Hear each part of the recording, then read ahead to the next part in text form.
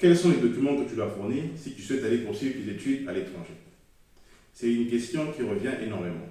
Et aujourd'hui, dans cette vidéo, je vais t'aider à connaître les documents que tu dois préparer dès maintenant si tu souhaites poursuivre tes études à l'étranger. Alors, si tu es nouveau sur cette chaîne, ne manque pas de cliquer sur le bouton rouge afin de t'abonner. De toute façon, tu ne manqueras pas les prochaines vidéos que je posterai dans la thématique de voyage, d'éducation et de business.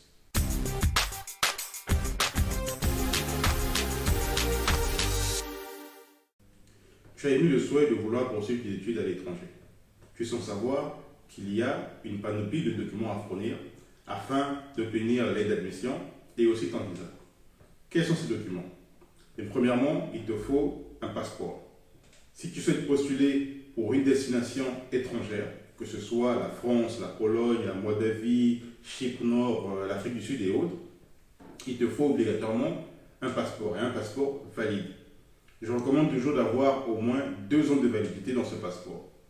Si ton passeport expire dans une année où il ne te reste que 6 mois, considère donc refaire ce passeport le plus tôt possible avant de postuler.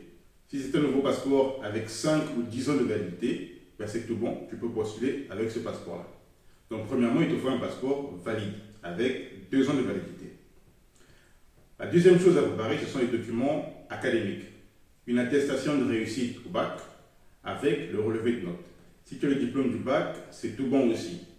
Ça, c'est pour ceux qui souhaitent postuler pour un niveau licence ou BTS, ça s'appelle diplôme. Si tu postules pour un niveau en master, il faut donc préparer le bac et le relevé de notes avec la licence ainsi que le relevé de notes de cette licence-là. Si tu souhaites postuler pour un programme en master, il faut donc rajouter au bac et au relevé de notes du bac la licence avec le relevé de notes de la licence. Une fois que tu as ces documents-là, il faut les faire attester au ministère des Affaires étrangères dans le pays où tu les as obtenus. Si tu as obtenu ta licence dans un pays autre que celui du bac ou celui de ton pays d'origine, il faut que cette licence-là soit attestée au ministère des Affaires étrangères dans le pays où tu as obtenu cette licence. Voilà donc les documents académiques qui te permettront d'obtenir une lettre d'admission. Il faut noter par contre que certains pays te demanderont de faire traduire ces documents, que ce soit en anglais ou dans une langue étrangère. Mais pour la plupart, les documents en français sont acceptés une fois qu'ils sont attestés au ministère des Affaires étrangères. Il y a d'autres pays qui demanderont les diplômes de la seconde en terminale ou les 3 dernières années du lycée. Mais je te dirai quels sont ces pays-là lorsque tu souhaiteras postuler. Ça, ce sont les documents académiques afin d'obtenir une lettre d'acceptation de l'école. Passons à ce moment-là à la demande du visa. Quels sont les documents à fournir lorsque tu fais ta demande de visa? Pour la majorité des destinations, les documents sont les mêmes.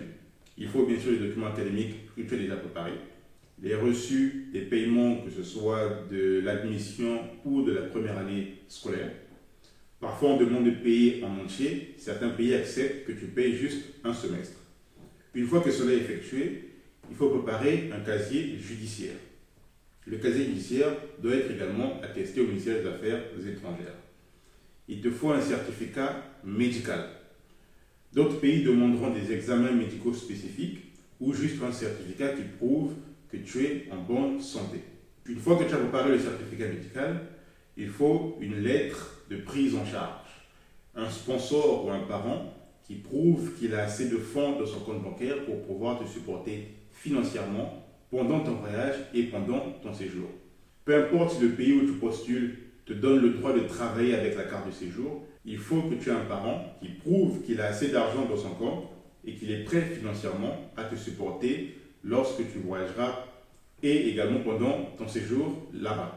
Quels sont les montants à avoir dans le compte bancaire? Ça varie de pays en pays. Je ne vais pas citer tout cela parce que je ne veux pas que la vidéo soit très longue, mais lorsque tu me contacteras, je te dirai exactement pour la destination que tu postules, voilà le montant minimum à avoir dans le compte.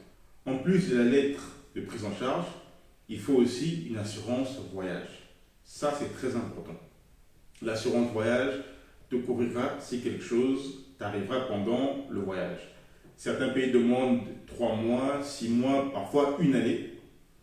C'est spécifique, je te dirai quels sont ces pays-là lorsque tu me contacteras. Voilà en gros les documents à préparer lorsque tu souhaites postuler pour une demande de visa. Peu importe les pays, les documents sont presque les mêmes. Je récapitule donc.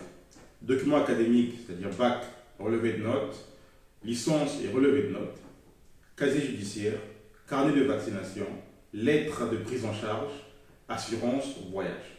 Voilà donc en gros la liste des documents à préparer si tu souhaites postuler pour aller étudier à l'étranger. Si tu as aimé cette vidéo et surtout le contenu, n'hésite donc pas à partager à toutes ces personnes autour de toi qui pourront en bénéficier. Et si ce n'est pas déjà fait, clique sur le bouton rouge afin de t'abonner.